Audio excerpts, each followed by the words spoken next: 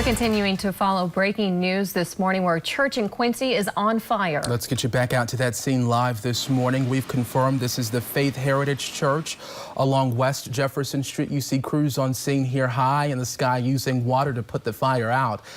We take a closer look. We did see just about, 5 minutes ago, some trees, some brush appeared to be on fire near this church. I'm going to go out on a limb and say this is a total loss. Look at all that damage. The roof completely, it almost looks like it caved in. Yeah. We are getting new information this morning that Quincy police, they did confirm with us that this is an active situation. Obviously, we see it now, flames inside there.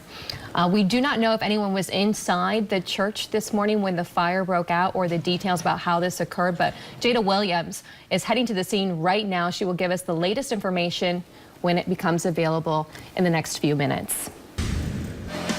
Back out live to this breaking news in Quincy. The Faith Heritage Church on fire this morning, crews battling.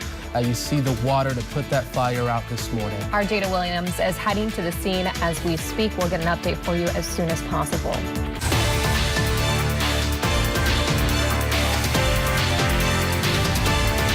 We're bringing you the latest on breaking news this morning where a church in Quincy is on fire. This is at the Faith Heritage Church. Our Jada Williams live on that scene for us this morning. And Jada, you've spoken with the pastor there. What's he have to say about this?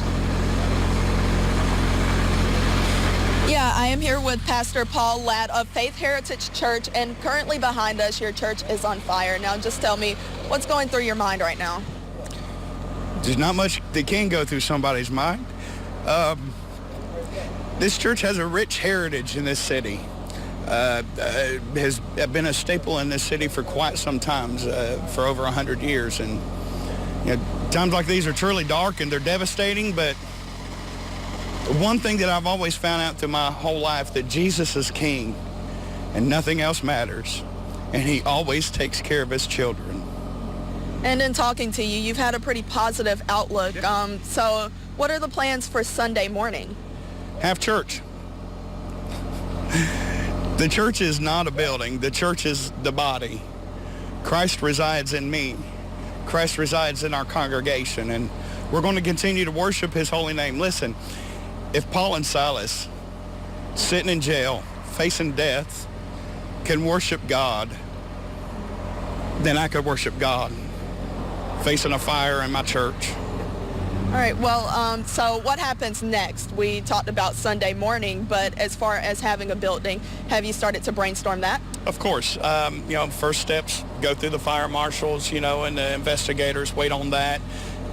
Insurance, if they're going to cover it, and rebuild.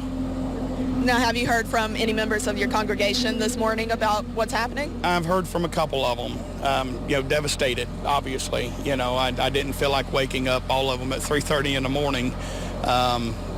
So I will be, though, just to let them know what's going on. I'll be calling them periodically throughout the day and letting them know what's going on. But I'm sure their hearts are going to be crushed. I mean, this is where they've been since they were children. They got married in this church. Their parents got buried in this church. Their kids got married in this church.